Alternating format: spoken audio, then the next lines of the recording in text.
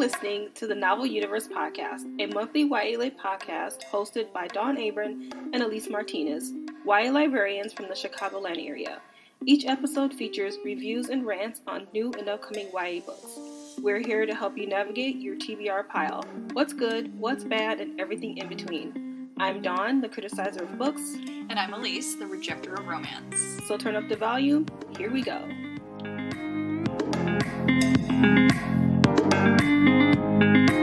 Hello, and welcome back to Read Along with the Universe, Ninth House by Leigh Bardugo. And in this podcast, we will be discussing chapters 20 through 26.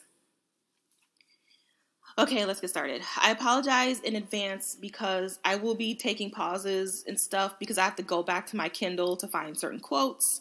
I apologize. Also, when I say, I won't be saying page numbers if you are reading along with me and you're reading the book because I do not have the book. I have a Kindle ARC, and the ARC does not have page numbers. So, once again, I apologize for that as well. All right, this might be a long podcast, so let's get started. So Alex, in chapter 20, Alex is fighting off Lance, and he has used portal magic. So that's basically what is happening in chapter 20. And what I noted in this chapter is that Bardugo seems to repeat words and phrases for emphasis. And it usually is for a theme that she's trying to push through or something that you need to pay attention to because it's going to come back. So in this instance, well, for example, she's used the words "let me in" several times, "this town," and now "portal magic." So we know what "let me in" means. This town, we're still trying to speculate on that. But portal magic is mentioned a lot because the house is associated with, which is Scrolling Key, is important to the story, to this book in particular. Scrolling Key's magic is weakening, and it's eroding the power nexus their tomb is built on. So just in case you are kind of confused as to what's going on in this book, as I was, I'm going to do a quick recap because this is important to the big theory that I have that I will mention at the very end of the pod. So, in this world, there's a lot of magic in New Haven and other cities and states, but in particular, New Haven, and it has something to do with the waterways, I believe. New Haven has 12 nexuses.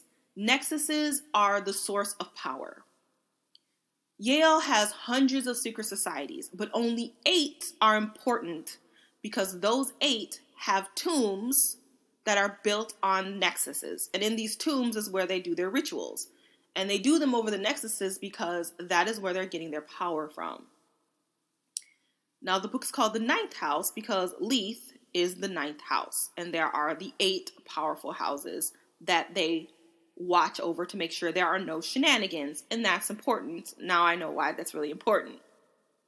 Okay, so there are 12 in the whole city, 12 nexuses in the whole city of New Haven, but only 8 are currently being used by houses on Yale, secret society houses in Yale.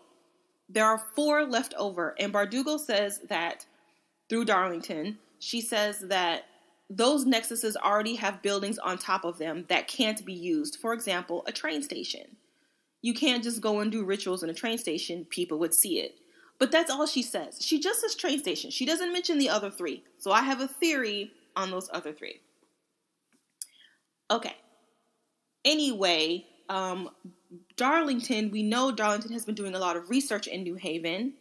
And he's looking for other nexuses outside of New Haven. As I said a little minute ago, is that there are other cities that are powerful with magic. New Haven being one of them. But Darlington is looking for other ones, and he's found one in San Juan de something. I can't pronounce that word. And he says that in chapter 11. And Dawes also knows this. We don't know who else knows this, but we do know Darlington and Dawes, and now Alex knows this. Okay, so notable things in chapter 20, other than that, is I like at the very beginning, we get Alex's stream of conscience. And this chapter is right after Alex does not save Darlington. He falls through a portal and she doesn't save him. So at the beginning of this chapter, she is like thinking, like she's like, what has she been thinking the night Alex vanished? What would she say to him? That the people that she killed deserved it, that Lynn and the others had given not only Helly but her some kind of peace killing them, that the world punished girls like them, like Tara, for all their bad choices, every mistake, that she had liked doling out punishment herself, that whatever conscience she always assumed she possessed just didn't show up for work that day, and she certainly wasn't sorry. So she's basically like talking to herself like, oh my God, what did I just do? Should I just tell him I'm sorry, but I'm really not sorry, and make excuses, but not excuses? And I think it's not necessarily important to the plot, but I think it's important to her character development and where her head is at. And another thing she says that I found interesting is that she says, let me go back. Okay, she's basically saying that Darlington wouldn't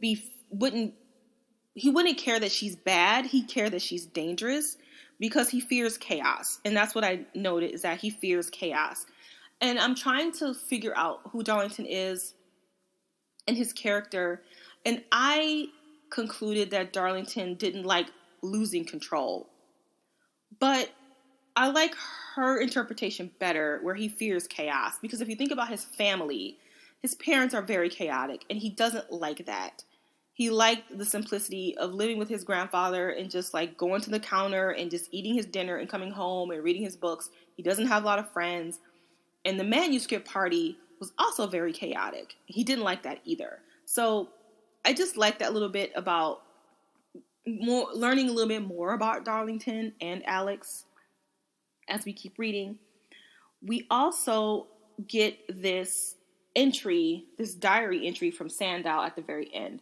So in this book, Bardugo will have, on certain chapters, she'll have these little diary entries of Leith, like it's like an excerpt from Leith's their book, and then right below it will be someone else's interpretation of it or their experience. And in this chapter, we get some insight into nexuses and how when the British, during the War of 1812, the Britons were like, something is wrong with this city. And their church wasn't built yet. It was still in construction. But one of the commanders of the British Royal Army was like, y'all need to let that stuff through because this town needs Jesus. They need to finish this damn church. There's something bad going on here.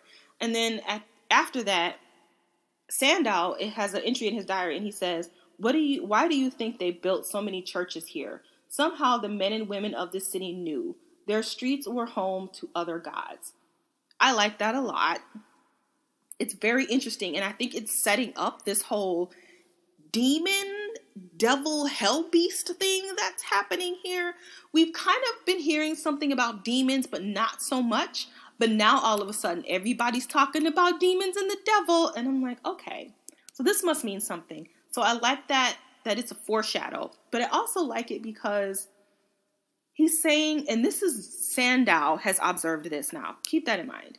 Their streets are home to other gods, and not the God that's in the sky and that who we pray to if you are Christian. If you're not, that's cool too. But he's talking about other things people worship, like money or power or sex or whatever vice you're into. I just thought that was a very interesting quote, and we'll come back to that at the end of the podcast. Okay.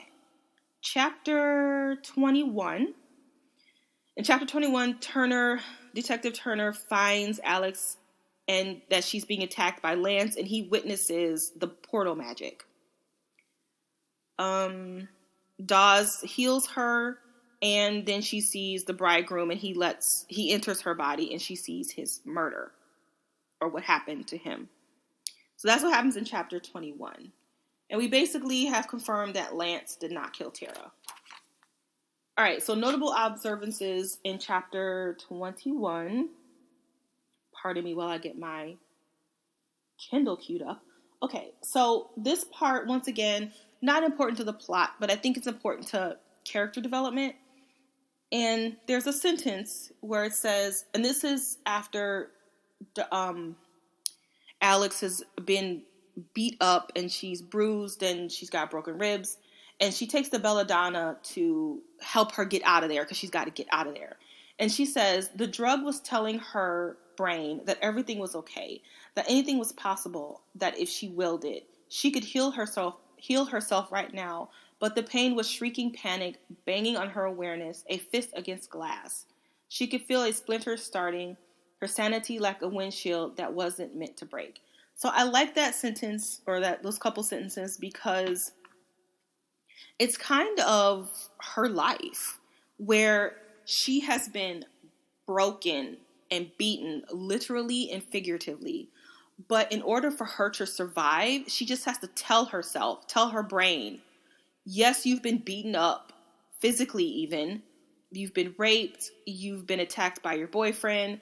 But she just tells herself, you know what? If I will it, it'll go away. I can just keep going. And I think that's kind of the story of her life. She's just been willing herself to keep going even though she's hurting and she's broken. And I just thought that was a really good moment into the type of person that Alex is. Once again, it doesn't contribute to the plot, but it does contribute to the type of person that she is. And that's what makes a good book, is when you really get to know a character in the story. Another thing I noted was somewhere in the middle of the chapter, Dawes needs to heal Alex, and she tells Detective Turner to go get some goat's milk. And he's like, where the hell am I supposed to go get goat's milk? And she's like, oh, go to the dollar store. And he makes this offhand comment where he says, you're lucky this dump of a town is gentrifying. Like to see me walk into Family Dollar looking for goat's milk. So this entire time, we've been talking about this town. That term of this town keeps coming up. As I said, Bardugo likes to repeat stuff. And for the majority of this book, we've been getting what this town means through Darlington's eyes. And that's we got one little instance through Alex where she goes to Tara's apartment.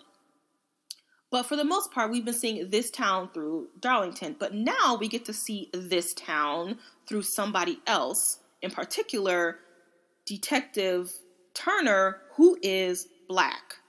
And so he sees this town as being gentrified, which I think is different than what Darlington sees. Darlington sees kind of a dilapidation, whereas Turner sees a turnaround. So gentrification is usually a term meant in like poor neighborhoods where, and usually it's Black people who say it or brown people who say it. And I'm Black, so just FYI. And it's, you have these small towns and they might have a corner store and maybe a McDonald's on the corner. And then here comes these white people and they're bringing in their fancy coffee shops and their Whole Food stores and their cute little condos, and they're gentrifying our neighborhood. So I just thought it was really interesting that we get a this town reference from somebody else. Once again, not important to the plot, but important to the story as a whole and the characters and the world building. There's a point where Alex is like, how are you going to heal me? And Dawes is telling her that Leith doesn't really have magic. They just kind of use stuff. And you can't heal people with magic. But what Dawes can do is she could take her body back to a time where it wasn't broken. Kind of like when you have to redo your computer when you have a virus and the Geek Squad just turns it back a couple of hours before it got the virus. And I like that Alex was looking at her and she's like, can you take me back to when I wasn't broken, to when I wasn't assaulted and abused and used and abandoned? And once again, I just thought that was a really interesting moment into her character development. I like that. And we also learn that the tattoos of the snakes that she has, well, she also has them on her pelvis or her thighs or something. She got those tattoos because Helly told her that she acts like she has a rattler inside her. So she got those tattoos because of something Helly said. And then she had them removed. And now we know, like, that's another little piece that we didn't know about Alex's life. And by her erasing those tattoos with those magic moths, it's kind of like erasing Helly. And I think as part of her growth, as I said in earlier podcasts, she's going to get those tattoos back. I think she definitely is now because, you know, she wants to continue with the memory of Helly. So I like that little moment. So this chapter is important. So she lets North in, much like she did Helly. But in this instance, up until this point, Alex has been terrified of the Greys for valid reasons. And so now, when she lets the bridegroom in, she's given him permission to do it. In the previous chapter, she didn't. She was like, I need you in me now so that I can fight this guy off of me. And he didn't know what was going on. He was terrified. We'll get back to that in a second. He was terrified of it. And the second time, though, she gives him permission. And when she does that, she's taking control back of her life. Because before, she had no control over the Greys touching her, assaulting her, seeing them, and she was terrified of them. But now she can say, she can give them permission to touch her and to enter her body. And so that's growth for her. She is taking a lot of her power back, which I liked. So she sees North's murder. Okay, so this whole scene, I had to read several times, and I'm still not quite sure. Well, I know I didn't pick up on everything, so I'm not even going to pretend. Okay, so when she's seeing what happened to him, I think what happened is he allowed some boys to pay him off so that they could do experiments on him. He didn't know what it was. Now we know it was a prognostication, and this was pre-Leith. We know that Skull and Bone has been around since 1832. Leith didn't come around until like 1898, and they didn't get their tomb until like 25 years after 1832. So up until all of this time, they could be doing all kind of shenanigans and not being regulated. So I think that's what happened here. He was part of a prognostication. I think he woke up during it because one of the boys says something's wrong. So something bad happened. He woke up. He's like, oh my God, they're trying to take my soul. He doesn't know what's going on. And the part that I don't understand, it says, they're trying to confuse me. He looked down and saw a black shape. Oh, not that part.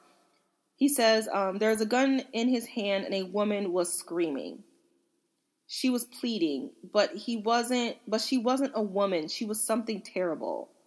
He could see the night gathered around her. I don't know what that means. I don't know what he's seeing. I think later on, Alex says that a victima has entered him. So, like how Alex can let in Greys, a victima went inside his body. I don't know. I mean, I'm going to assume that that's what happened because why would Alex say that? She's just telling the reader this is what is happening here. Anyway, I know we know that the shadow in his hand is a gun. Okay. So then it says lightning flashed. And I think that's St. Elmo. St. Elmo has the lightning. So St. Elmo is also in cahoots with Skull and Bones.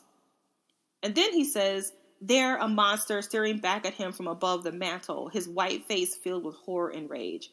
I don't know what that is. Is that a demon? I have no idea. I don't know what that is. And we learned that Daisy has been shot, but he didn't shoot her. So somebody shot Daisy. And then he shoots himself. So we don't know who shot Daisy, but it wasn't him. But they made it look like a murder-suicide. Okay, let me get going because this is starting to get long. Okay, yeah. I don't know why they chose North to do the prognostication. Maybe they just were looking for any old body and they paid him. I don't know, but let's just go with that for the sake of moving along. So in chapter 22, Turner, Dawes, and Alex are like working together to try to find a motive for Tara's murder. And they basically surmise that Tara was growing drugs for some societies and that maybe she found a solution to Skull and Key's failing magic. So back at the beginning of the podcast, I said that Scroll and Key, oh my God, I'm probably going to get this all mixed up. Scroll and Key, they're the ones that do the portal magic, but their portal magic is failing because their nexus in their tomb is eroding. So their portal magic isn't working. And so Tara was working with them. And we'll get into that a little bit more later. But in this chapter, what I noted was... So when Darlington fell through the portal, he says it's not a portal, it's a MU. But Sandow's been trying to convince Alex that no, it was a portal. Which leads me to believe that Sandow is lying. I think Sandow is lying. And that Darlington knew he was not going through a portal. We also learned that Sandow is going through a messy divorce and that he needs money. Money drives people to do some stuff. All right, and at the end of this chapter, Turner says something interesting. He says, he's talking about his mother. She told me there's no doorway the devil doesn't know. He's always waiting to stick his foot in it. Now, again, we have someone saying the word devil. Yeah. So the word demon, devil, and its variations have been appearing like gangbusters through the end of this book. Chapter 23, Alex goes to Bellbaum's party, and she's basically just there to find some alibis from Colin and Sandow, which she does. The only thing that I noted was that Alex, when she goes to the party, she's like putting all her wards together. She's got her cemetery graveyard dirt. She's got her clock. She's got her chants ready to go. And I like that because in some books, the author will make the main character like fearless and like, I've got my power back. Motherfuckers, watch out, here I come. But even though she has guarded herself quite well and she's taken some of her power back and she's feeling a little bit better about Grays, she's still not fearless. She's still afraid of them. And I just thought that was a little interesting. Chapter 24. Turner and Alex get answers from Lance in jail. Okay, so I like to call this the desperation chapter because we're starting to see all the desperation from all these other characters. And we learn that St. Elmo is desperate for a house. They don't have a house. They've been trying to get their house back, or a house, for years. But if you recall, there are only 8 houses. And there are 3 out there flapping in the wind somewhere. We don't know what they are. We also learned that they got their house, if I'm getting this correctly. I think I might be a little wrong on this. I apologize if I am. And correct me if I'm wrong. But the Aurelian House Society, whatever, they had something to do with St. Elmo losing their house. It was something to do with the contract. The Aurelians deal with contracts and making these binding contracts that are hard to break. And they did something with that contract, and now St. Elmo cannot get their house, and now they're in some little shithole on Linwood, apparently. Or are they in Rosenfeld Hall? I can never get that right. I was confused about all of that. But anyway, so that is something to take a note of. And I'll come back to why that's important later. I like that during this whole book, we're trying to figure out how is Blake getting this drug. And we're like, oh, manuscript is growing it, and then they're doing this, and he got it, and how did he get it? And there's some forestry school, and there's this big conspiracy. And no, it was just Lance. Lance needed money. He stole the drugs from Tara, who was making it, and he gave it to him. He sold it to him. That's it. No big conspiracy. Just Lance trying to get money for selling drugs. Also, we learned that Tara learned how to make tabs, like little drugs.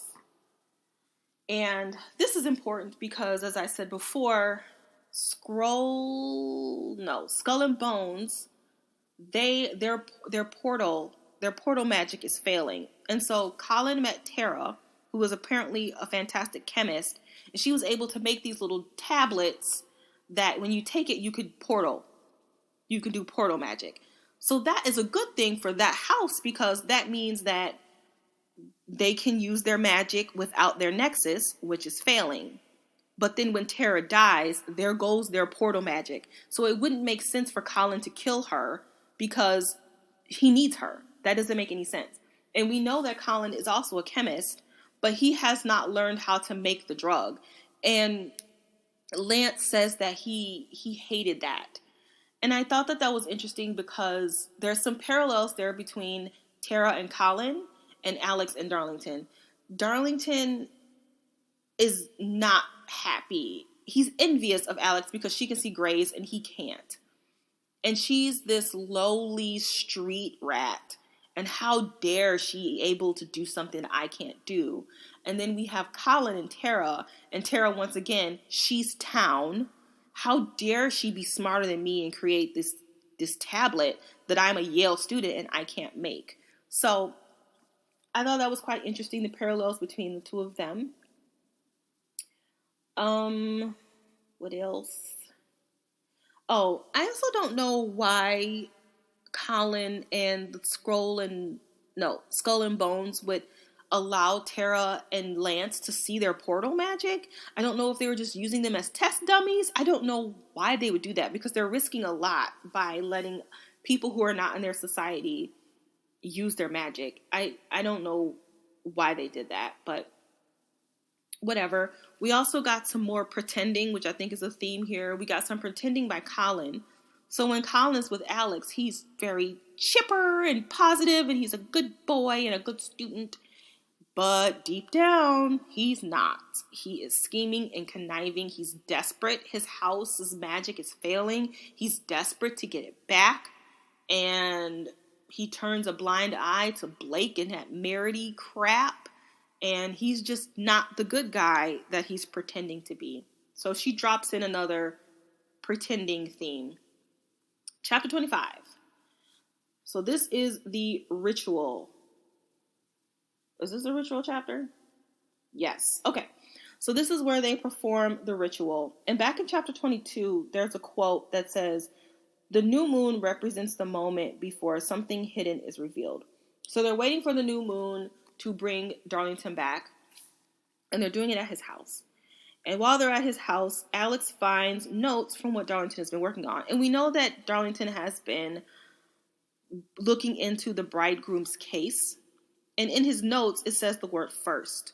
So I don't know if North was the first prognostication. I don't know. We don't know what that means. We'll probably figure that out later on in the book. Okay, so this is where I'm going to bust out my theory. And here we go. I would like to preface by saying that, yes, I have read this book. However, the only thing I really remember about this book, I read it in June, and the only thing I really remember is that Darlington vanishes, and that I know who killed Daisy, the bridegroom's fiance. That's all I remember. I don't remember shit else. I don't remember Sandow. I don't even remember there was a Sandow.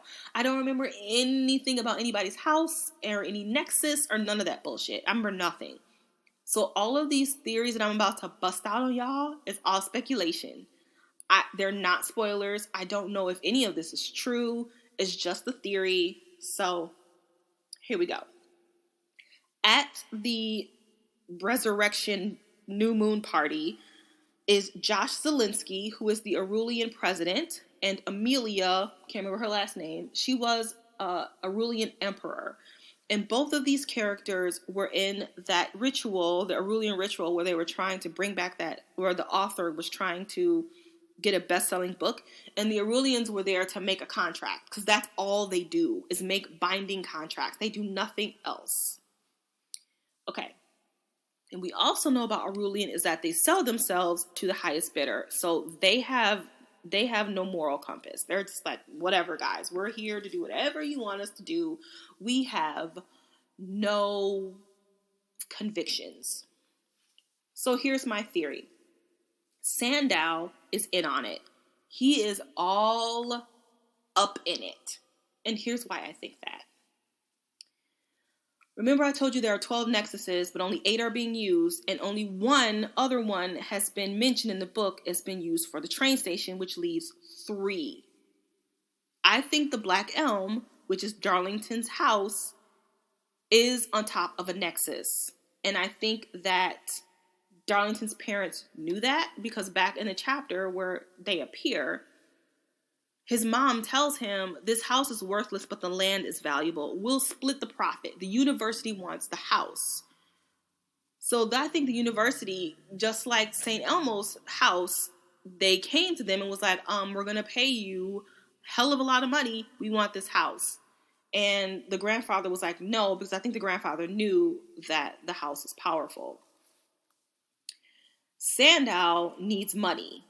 So there are 3 houses that need a tomb. The Aurelians need a tomb. Scroll and Key needs a tomb. Sorry, not Scroll and Key. Good Lord. Skull and Bones needs a tomb. And St. Elmo needs a tomb. 3 houses need a tomb. And I think they went to Sandow and like, look, we're going to pay you money because we need a tomb.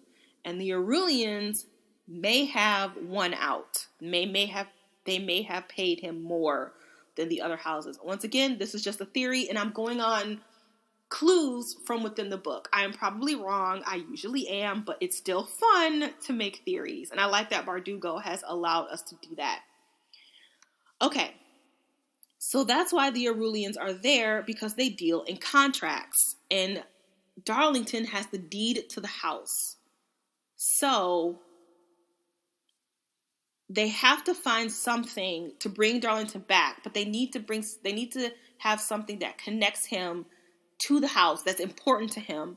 And the deed to the house is important to him. The house is important to him. Sandow knows this. Everybody knows this. And so they use it to bring him back. And I think at some point he does come back, because Sandow asks them, he asked the Aurelians about the deed to the house. They're like, do the Aurelians have anything to deal with it? And they're like, I don't know. So I think he brings Darlington back, and Darlington is like, fine, man. Yes, the deed brought me back to the house. I'm back. But then he has him, they say some words. There's some words that were exchanged. Let me find it as I scroll through my Kindle. Okay. Witnesseth that said grantor for good invaluable consideration for good. I don't know what that means. I'm thinking maybe for good means forever. I don't know if the Aurelians are also talking. I don't know who's talking at this point. But it's on fire and it has been burnt up. So the deed to his house has been burnt up. I think they made a new contract with the Aurelians that gives the house to Sandow and or the university. That's why I think the Aurelians are there. And then I think Sandow gave Darlington's body to the devil. Let me see. Yeah. And I'll get to that in the next chapter. But back in chapter 10 at the manuscript party, Darlington is looking in a mirror when he's under the drug. He's looking in this mirror and he's like, he sees himself as a knight. It was kind of like the mirror of Ezered from Harry Potter. But he sees himself as a knight and he sees a sword in his hand. And then he sees a sword in his back, which means that somebody has stabbed his ass in the back. And I think it is Sandow who has done that. Also, he says something odd in that when he's in that mirror, he says, choose me. And in that podcast, Lisa and I speculated a little bit what he meant. Is he talking to Alex when he says choose me? Is he talking to Leith because he loves Leith but Leith doesn't love him back? Or is he talking to Alex and he's like, choose me, let me in? Then that would mean he's a ghost and he's dead for real. And I don't want Darlington to die. So I'm hoping Bardugo doesn't kill him and make him a ghost, because that would be some Saba Tahir bullshit that I'm not here for. And if you know what I mean, you know what I mean. If you don't, you'll figure it out when you read that book. So also the new moon reveals something hidden. When Darlington comes back, he says murder. Hopefully he's not meaning his own murder. He's meaning that Sandow murdered him, or I don't know, or tried to murder. I don't know. let's not hope that Darlington is actually gone, because he's a great character and I don't want him to be gone. Okay, chapter 26, last chapter. This is basically the chapter where Blake comes back. But before that, we get a little exchange between Alex and Dawes. And Alex is not convinced that Sandow is on the up and up.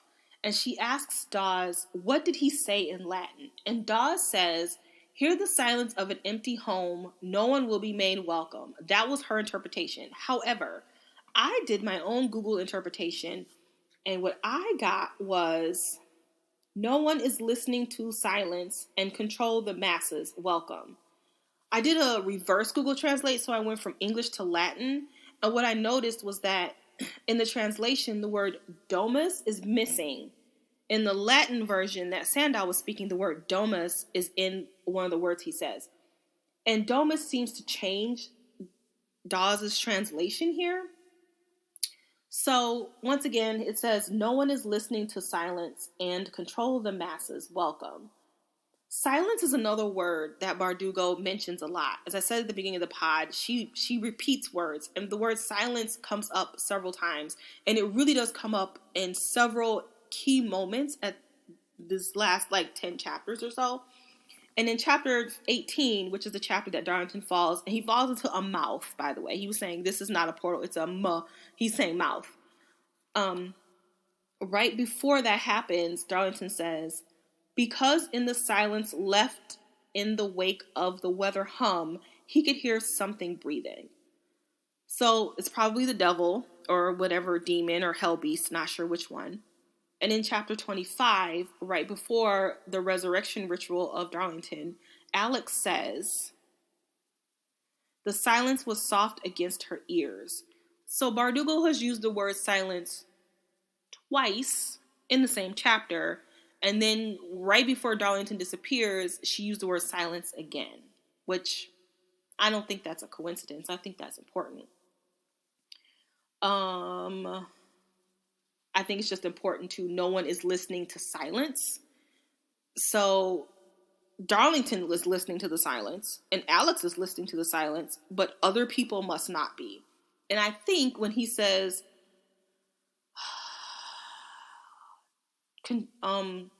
control the masses, welcome, I think he invited the devil in. I think Sandow invited the devil in. I think he sold himself to the devil, his soul. Because back when I mentioned that Sandow had that little diary entry when he says the people know that they're serving, I can't remember, a different god. You know what I'm talking about. I think he's realizing that because he was also studying New Haven and the history of it. And I think at some point he realized that there's some devil stuff going on here.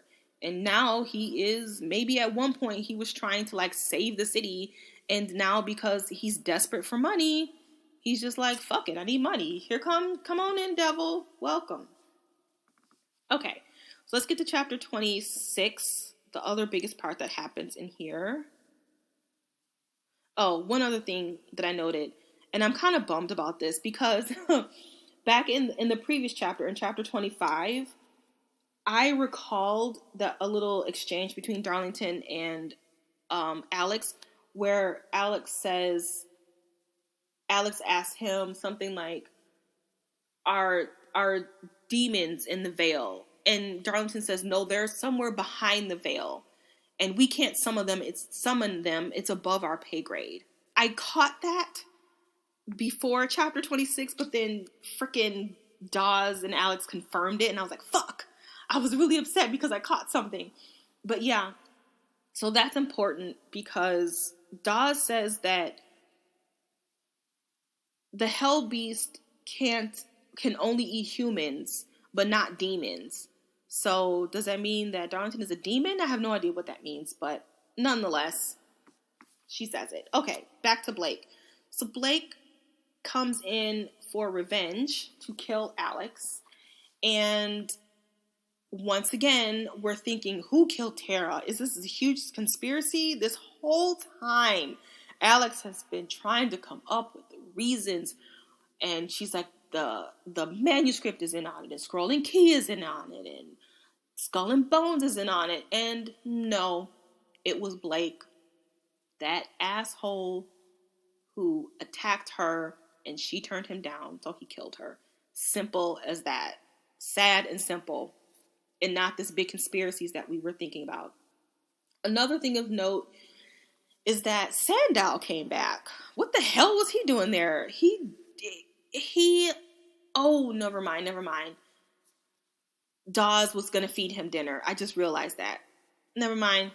Forget that. Forget I said that. So she releases the hounds on him. And the prologue to this book, she has been bitten by the hounds. So we're getting really close to the beginning of the story, which I like how it's now all coming back to the beginning. It's not told in order, and we're kind of coming back to the beginning. All right. So those are all the notes I have. I want to see how much of my theory is true. Probably none of it, because as I said before, I always make these theories, and most of the time I'm wrong. But it's still fun to make them. It doesn't mean the book is predictable. It just means that Bardugo has given us enough clues to try and figure out what's happening. I would like to give a personal thank you to my Kindle, because I was only able to go back and find the information about Aurelian and the Nexuses and find out the significance of silence and all this stuff and where it's been mentioned, because I'm able to just click on the word, find it in the book, and it'll list everywhere the book is mentioned, everywhere the word is mentioned. If I had been reading this in a physical book, I would be lost. Totes lost. So, if you are the type of person who doesn't want to take hella notes, I would recommend getting a book on a Kindle, because that way you can go back and forth, especially if it's a dense book like this one. So when her next book comes out, which I will be reading, I will be buying that motherfucker on a Kindle as well as a physical copy, so that I can kind of go back and figure out what's going on. All right, in the next podcast, I will be talking about chapter 27 through the end of the book. At this point, we will find out who killed Daisy, what happened to the bridegroom. Another thing I forgot to mention. I'm sorry, I forgot to mention one other thing. So during Darlington's resurrection party, Alex hears a boom, and it's the same boom that she heard at the first prognostication in the first chapters of the book, and she didn't know what it meant. And I don't know what it means either, but because of all the devil talk, I don't know if that Skull and Bones. Oh my God, I've been saying this wrong the whole time. I think Scrolling Key is the the ones that do portal magic. I'm sorry.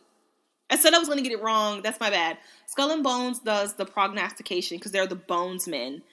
And Scroll and Key are the locksmiths. That's why she gave them a nickname, because she knew it was going to be fucking confusing. Oh my God, okay. All that stuff about portal magic was not Skull and Bones. It was Scroll and Key. Okay, so I think Skull and Bones has been accidentally summoning the devil when they do their prognostication. I don't know if they do it on purpose or if they're doing it by accident, but maybe the devil is trying to come through back there. I don't know. I forgot to put that little theory in there. But back to the end of the podcast. And by the end of the week, I will finish the book and I will podcast it here. I'm hoping you are enjoying the story as much as I am. Once again, thank you for joining me, and I will catch you in the next podcast.